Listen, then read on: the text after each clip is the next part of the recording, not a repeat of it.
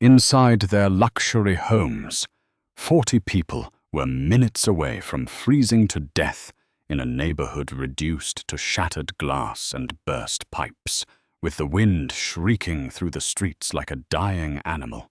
Their only remaining hope was the dirt and grass mound they had spent the last 6 months laughing at. The town of Pinecrest, Idaho, sat nestled in a picturesque valley just west of the Bitterroot Mountains. It was a place that thrived on a specific kind of pristine, postcard aesthetic. In recent years, developers had swarmed the area, erecting towering A-frame cabins with floor-to-ceiling windows, imported Norwegian timber, and sprawling, open-concept living spaces. It was an enclave for the wealthy seeking a rustic getaway, and a proud community for the locals who serviced them. Then there was Adrian Wellington. Adrian was a 62-year-old retired structural engineer who had spent 3 decades studying off-grid agricultural architecture. After losing his wife, Sarah, to severe hypothermia during a freak highway blizzard in the Dakotas 5 years prior, something inside Adrian shifted. He retreated from the corporate world, bought a cheap 2-acre plot on an exposed, wind-battered hill on the outskirts of Pinecrest, and began to build. But Adrian wasn't building a cabin. He was building what the locals quickly dubbed the grave. Starting in early April, Adrian hired an excavator to dig a massive, 4-foot-deep trench into the side of the hill. When the townspeople drove by, they expected to see a concrete foundation poured for a standard basement. Instead, Adrian began stacking hundreds of discarded, earth-rammed tires, pounding them full of dense clay and gravel with a sledgehammer. Over this brutal, indestructible foundation, he erected thick walls made of heavily compressed straw bales, coated in a thick brown mixture of cob, a blend of clay, sand, and straw. To the residents of Pinecrest, it looked like a giant, muddy tumor growing on the landscape. The mockery started at the local diner, the Copper Kettle. Bradley Walsh, the town's premier luxury contractor, responsible for the new Peak View subdivision, held court every morning over black coffee and eggs. "I drove past the old Henderson plot today," Bradley laughed, wiping his mouth with a napkin. "Adrian is out there packing mud onto his walls like a giant beaver. The man is building a tomb. One good rainstorm, and that pile of dirt is going to wash away and bury him alive." Mayor Thomas Higgins, a man who obsessively curated the town's upscale image to attract out-of-state investors, was less amused. He saw Adrian's structure as an aggressive eyesore. By July, Adrian was working on the roof. It wasn't sloped with expensive slate or modern metal. It was a heavy, reinforced timber frame, completely covered in a waterproof EPDM membrane and topped with 18 inches of topsoil. Into this soil, Adrian aggressively seeded deep-rooting switchgrass, wild vetiver, and dense prairie sod. Within weeks, the roof sprouted. From the road, the house completely vanished into the topography. It literally looked like a grassy burial mound. The only indicators of human habitation were the heavy, triple-paned recessed windows facing dead south and a single thick black stovepipe jutting from the turf. Mayor Higgins dispatched the Harrison County Zoning Board in August. They arrived with clipboards and a cease and desist order, claiming the dwelling didn't meet modern aesthetic or structural codes. But Adrian had done his homework. Because he technically classified the property as an agricultural storage facility and used historic indigenous building loopholes, his permits were airtight. "You can't live in a dirt pile, Adrian," Mayor Higgins had told him, standing at the edge of Adrian's property in a tailored suit, looking in disgust at the muddy walls before they had fully dried. People are talking. The kids are calling it Adrian's grave. It brings down the property value of the entire ridge. Adrian, covered in dried clay, leaned on his shovel. He looked past the mayor toward the valley below, where Bradley Walsh's multi-million-dollar glass houses glinted in the summer sun. "Those houses down there," Adrian said, his voice quiet but carrying the weight of a grinding stone. "They have an insulation R value of maybe 4. My walls have an R value of 60. When the world freezes, Thomas, glass shatters. Earth survives." The mayor scoffed, turned on his heel, and walked away. The town's newspaper, the Pinecrest Gazette, even ran a small satirical column about the mole man of the bitter roots. Teenagers would occasionally drive by at night, throwing empty beer cans at the grass walls and shouting, "Rest in peace, Adrian." Adrian ignored them all. He spent the autumn quietly stocking his subterranean pantry. He cured venison, stacked 2 years' worth of seasoned oak, and inspected the geothermal air tubes he had buried 8 feet underground to naturally regulate the fortress's temperature. While the rest of the town installed smart thermostats and decorative propane fireplaces, Adrian packed the final layers of clay around his heavy masonry heater. I knew something the others didn't. He had been tracking the atmospheric pressure patterns from the Gulf of Alaska. The jet stream was fracturing. A monstrous meteorological anomaly was forming, pulling raw, unmitigated stratospheric cold directly down from the Arctic Circle. Winter wasn't just coming to Pinecrest. Hell was freezing over. Late November arrived, deceiving the town with unseasonably warm afternoons. The residents of Pinecrest were busy preparing for the annual Winter Gala, hosted by Bradley Walsh inside the town's brand-new $6 million community center. The center was Bradley's magnum opus, a cathedral of modern alpine architecture featuring a sprawling, cantilevered roof, open steel beams, and a 50-foot wall of panoramic double-glazed glass looking out over the mountains. On November 26th, the National Weather Service issued a bulletin, but it was largely ignored. Mountain towns are used to snow. A blizzard is just an excuse to drink hot cocoa by the fire. But this was not a normal blizzard. Meteorologist Dr. Aris Mitchell out of the Boise station upgraded the warning to a catastrophic weather event, citing a sudden stratospheric warming event that had split the polar vortex at 2:00 p.m. On Tuesday, the temperature in Pinecrest was a comfortable 42 degrees Fahrenheit. By 3:15 p.m., it was 5 degrees. The drop was so violent and sudden that the air itself seemed to crackle. Then the wind hit. It didn't arrive as a breeze. It slammed into the valley like a freight train. Wind gusts of 85 miles per hour tore through the pine trees, snapping 100-year-old trunks like toothpicks.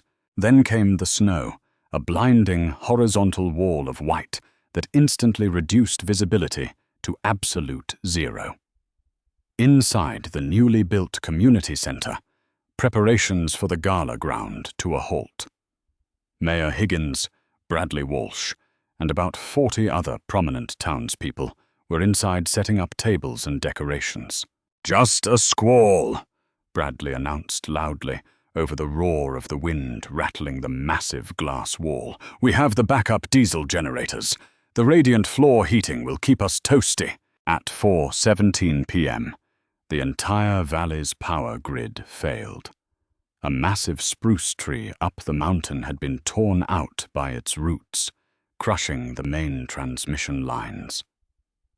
Across Pinecrest, transformers exploded in brilliant flashes of neon green light, illuminating the swirling blizzard for a fraction of a second before plunging the town into darkness.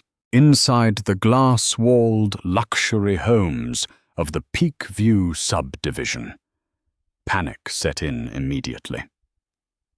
Modern architecture relies on a constant, massive influx of energy to fight the elements. Without electricity, the forced air furnaces died. The floor-to-ceiling windows, completely exposed to the 85 kph wind, acted as giant ice blocks, sucking the heat out of the rooms in minutes. To make matters worse, the temperature outside continued to plummet. By 6 p.m., it hit 35 degrees below zero.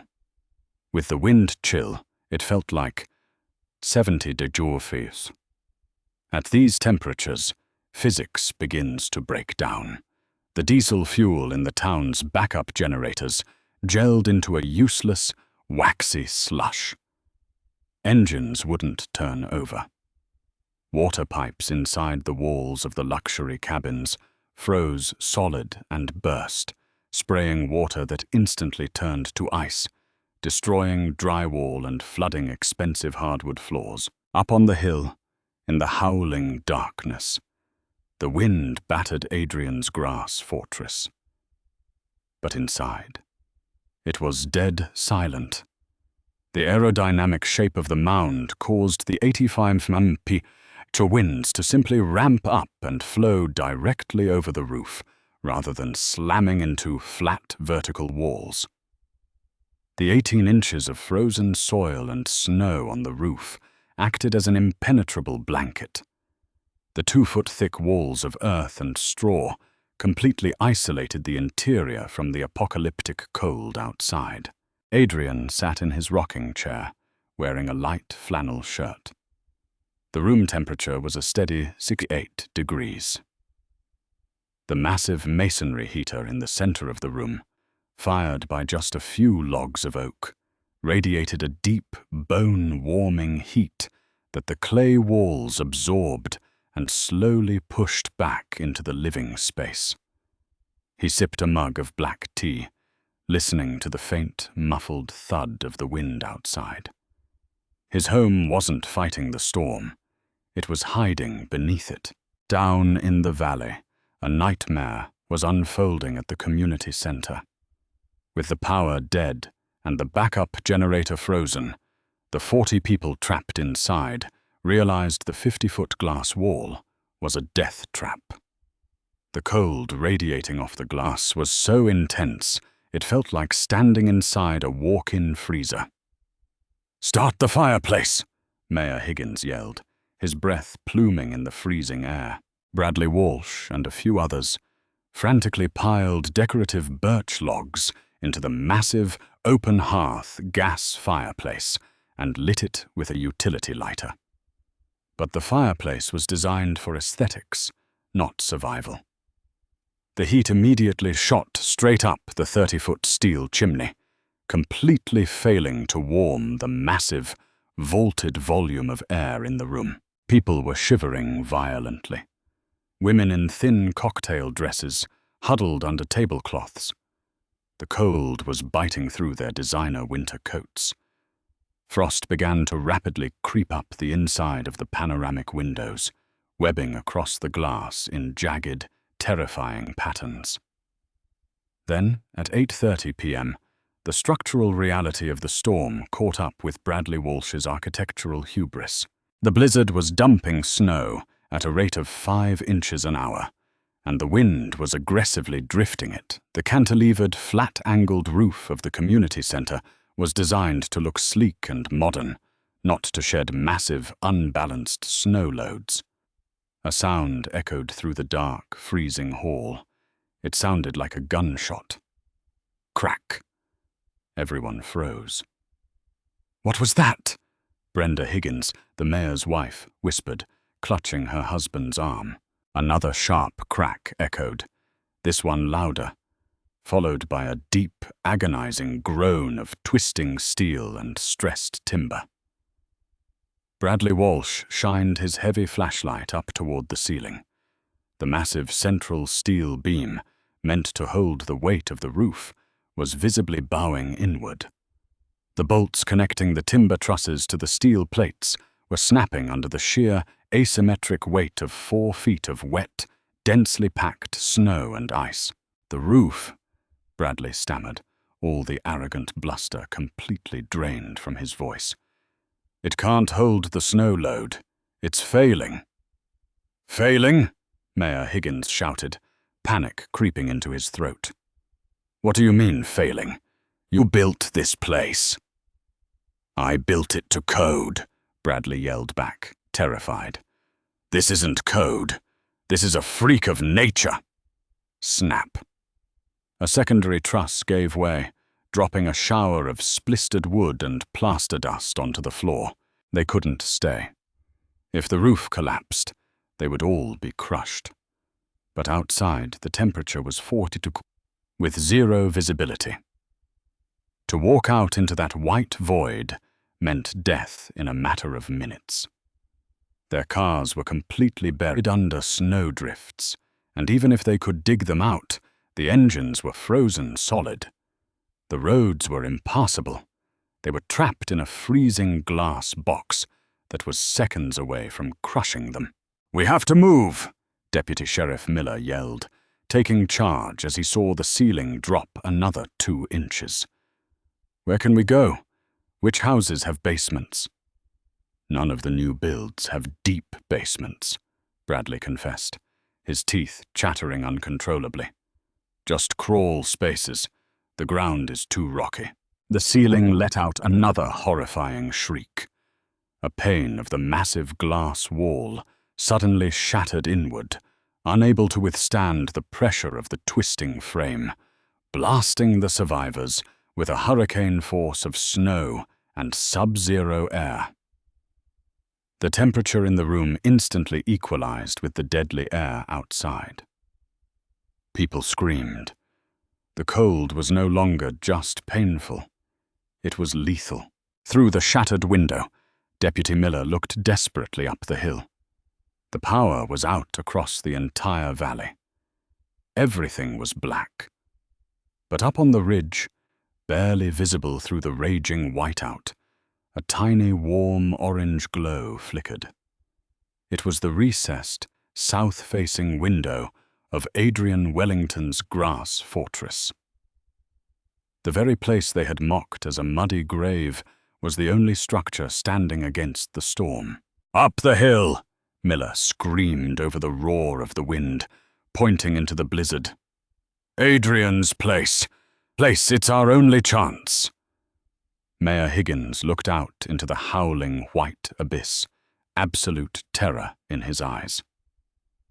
To reach the hill, they would have to blindly wade through waist-deep snow for half a mile in 60 below zero wind chill. Above them, the main steel beam buckled.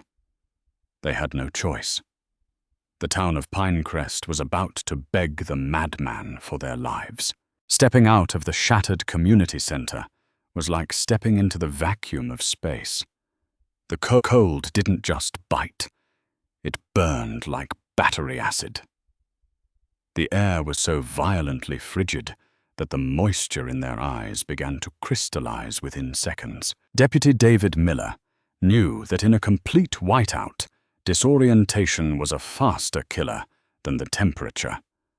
People would walk in circles until they simply sat down and died. Ripping a heavy 50-foot orange extension cord from the debris of the DJ's sound system, Miller forced the frantic survivors to grab hold. "Do not let go!" Miller screamed, his voice barely audible over the roaring wind. "Keep the cord tight! We move together!" 40 people, dressed in tailored suits, thin silk dresses, and useless designer overcoats, stumbled into the abyss. Mayor Thomas Higgins clung to his wife, Brenda, wrapping his cashmere scarf around her face. Behind them, Bradley Walsh, the town's wealthiest contractor, labored heavily, his leather loafers slipping on the rapidly accumulating ice. The half-mile trek up the ridge was an agonizing death march. At -70 degrees with wind chill, exposed skin dies in less than 5 minutes. Eyelashes froze together, blinding them. Lungs spasmed, fighting to process the icy, razor-sharp air. Every step required lifting their legs out of thigh-deep snowdrifts, fighting an 85-mile-per-hour headwind that physically pushed them backward. 10 minutes into the climb, the line stopped abruptly. "Keep moving!" Miller bellowed from the front. "I can't!" a voice cried out from the middle. It was Bradley. The big man had collapsed onto his knees, his chest heaving, his face a terrifying shade of pale blue. Deep hypothermia was setting in, bringing with it the fatal symptom of apathy. "Just let me rest. Just a minute." "Get up, Bradley!" Mayor Higgins yelled, grabbing the contractor by the collar of his Italian wool coat. "You stay here, you die!" "My chest," Bradley gasped, his words slurring. "It's too heavy." Miller waded back through the waist-high snow, grabbed Bradley by his belt, and hoisted the larger man upward with a surge of adrenaline. "Move your feet, Walsh. We are not dying on this hill." They pressed on, a pathetic, freezing train of humanity blindly navigating the dark. After what felt like an eternity, the incline began to level out. They had reached the top of Adrian's 2-acre plot. But through the swirling vortex of white, there was nothing. No silhouette of a house. No roofline against the dark sky. Panic seized the group. "Where is it?" Higgins screamed, hysteria finally breaking his composure. "You said it was here."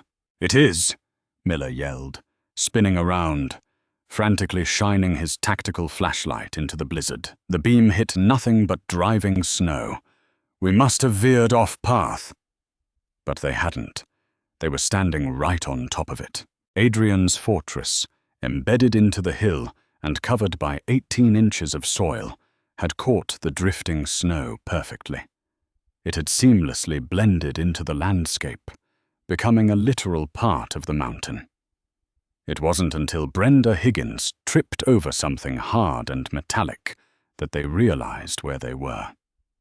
It was the black stovepipe, jutting out of the snow, puffing a steady, faint stream of wood smoke that the wind instantly ripped away.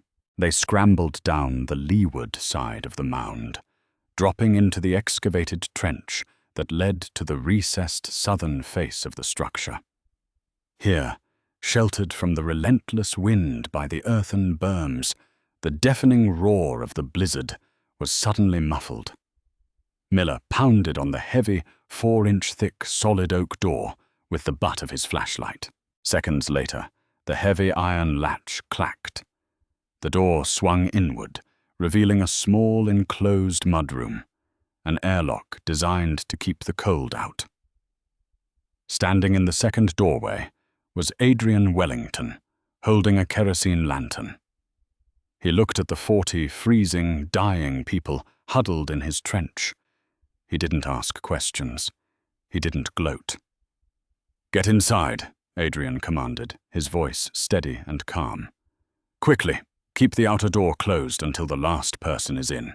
They flooded into the airlock, and as Adrian opened the heavy inner door, they spilled into the main living space. The transition was so extreme it felt like magic. From the apocalyptic, howling void of absolute zero, they fell onto a hard-packed, heated earthen floor. The air inside was thick, still, and incredibly warm. The heavy scent of cedar, dry earth, and baking bread hung in the room. There was no wind whistling through cracks, no rattling glass. The 2-foot-thick walls of compressed earth and the massive sod roof absorbed all sound. It was as quiet as a cathedral. People collapsed on the floor, weeping uncontrollably. Brenda Higgins was hyperventilating as the agonizing process of thawing out began. Hands and feet that had gone numb were now screaming with pins and needles. Adrian immediately took command. "Do not put your hands near the fire," he barked, intercepting Bradley Walsh, who was crawling desperately toward the massive masonry heater. "You have frost nip, maybe first-degree frostbite. If you heat dead tissue too fast, you'll cause permanent nerve damage. You thaw out slow." Adrian moved with calculated efficiency. He dragged out 3 large galvanized steel tubs from his utility room and began filling them with lukewarm, not hot, water from a massive indoor cistern. "Soak your hands and feet in this," he instructed the crowd. "Higgins, you and Miller go to the pantry. Back wall, down the hall. Bring out the wool blankets and the cots." Mayor Higgins, still shaking violently, nodded meekly. He and the deputy walked deeper into the fortress. As they moved down the hallway, Higgins stopped in his tracks, staring in absolute disbelief. The rear of the house was a marvel of survival engineering. A massive subterranean pantry was lined with shelves holding hundreds of mason jars, cured meats, pickled vegetables, heavy stews. Beside it was an indoor greenhouse, illuminated by low-draw, battery-powered LED grow lights. Deep-rooted tomatoes, kale, and root vegetables thrived in raised beds of rich compost, watered by a gravity-fed greywater system. The air in the back was rich with oxygen and the smell of wet soil. Higgins realized with a crushing sense of shame that the town hadn't just mocked Adrian. They had mocked a man who possessed the only real wealth that mattered when the world stopped spinning. For 3 days, the storm raged without mercy. The town of Pinecrest remained completely cut off from the rest of the world. Inside the fortress, 40 people lived shoulder to shoulder in the open concept living space. But there was no panic. The sheer mass of the earthen walls regulated the temperature flawlessly. Adrian's masonry heater, a complex maze of brick and clay channels that extracted every ounce of heat from a single fire, only needed to be stoked twice a day. The geothermal air tubes, buried 8 feet underground where the earth stays a constant 55 degrees, constantly cycled fresh, pre-warmed air into the home, preventing the space from becoming stuffy despite the crowd. Bradley Walsh sat on a canvas cot, sipping a mug of hot venison broth. His custom-tailored suit was wrinkled and stained with dirt. He looked around the room, studying the sweeping, organic curves of the cob walls. There were no sharp corners, no sterile drywall. The walls were painted with natural lime wash and embedded with recycled glass bottles that caught the warm light of the kerosene lamps. It wasn't a dirt hole. It was beautiful. Adrian sat in his rocking chair, quietly whittling a piece of pine. "Adrian," Bradley rasped, his voice still hoarse from the wind. The room went quiet.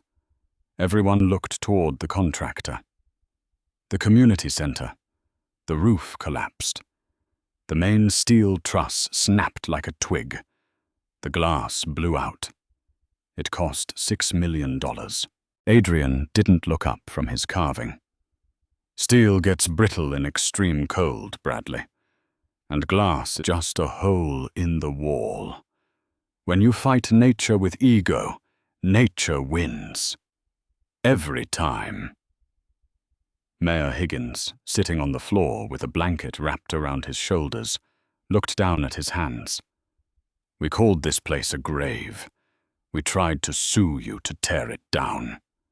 He looked up, tears brimming in his eyes. "If you hadn't built this, we would all be dead down there. My wife would be dead."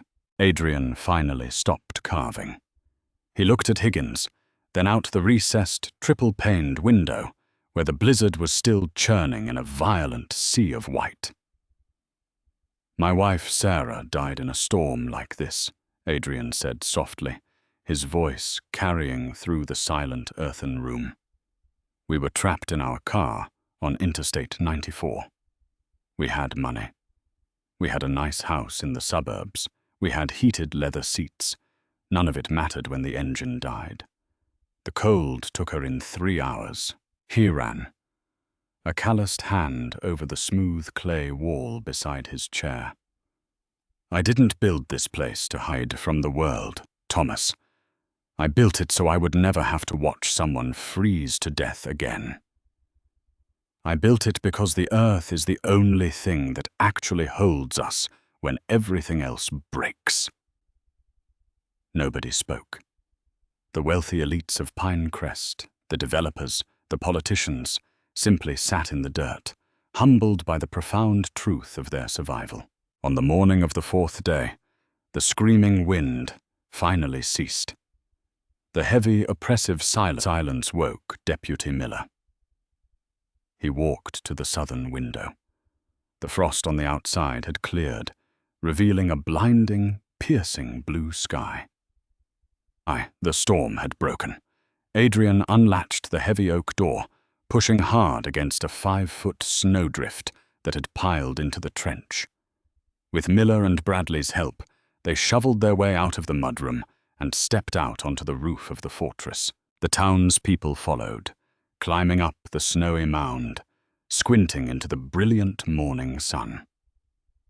What they saw took their breath away. The picturesque town of Pinecrest was gone. The luxury A-frame cabins of the Peak View subdivision were completely unrecognizable. The weight of the snow had crushed the stylized low-pitch roofs. The floor-to-ceiling panoramic windows of nearly every home had shattered from the pressure and freezing temperatures, filling the multi-million-dollar living rooms to the ceiling with snow. The community center was a flattened pancake of twisted steel and shattered glass, buried under a 10-foot drift. Power lines were snapped. The roads were invisible. The grid was dead, and it would remain dead for weeks. But as the survivors stood on top of Adrian's grass fortress, they realized something incredible. The mound beneath their feet was perfectly intact. The 18 inches of soil on the roof had frozen solid, creating an impenetrable structural arch over the timber frame. The aerodynamic shape had allowed the brutal winds to simply glide over them. The dirt pile hadn't just survived the storm. It had conquered it. 3 hours later, the distant thumping rhythm of National Guard. Huey helicopters echoed through the valley. They were coming for search and recovery, expecting a mass casualty event in the isolated mountain town. Instead, the rescue pilots were stunned to find 40 people standing on a snowy hill, waving bright orange blankets. When the troops landed and waded through the snow to evacuate the survivors, the commanding officer looked at Mayor Higgins. "It's a miracle you people are alive," the officer shouted over the rotors. "Where were you sheltering? There's nothing left down there." Higgins turned and looked at Adrian, who was quietly standing by his black stovepipe, watching the helicopters. "We weren't down there," Higgins said, a profound sense of reverence in his voice. "We were in the grave, and it brought us back to life." Over the next 2 years, Pinecrest rebuilt. But the towering glass walls and fragile, cantilevered roofs never returned. When Bradley Walsh designed the new town hall, it was built into the side of a hill, constructed of rammed earth, heavily insulated timber, and topped with a lush, green living roof. Adrian Wellington never gloated. He simply went back to his quiet life, tending his subterranean garden and watching the grass grow on the roof of the fortress that had saved them all. If you were trapped in a brutal, grid-down blizzard, would you rather be in a multi-million-dollar glass mansion or a dirt-rammed, off-grid fortress like Adrian's? True survival isn't about luxury.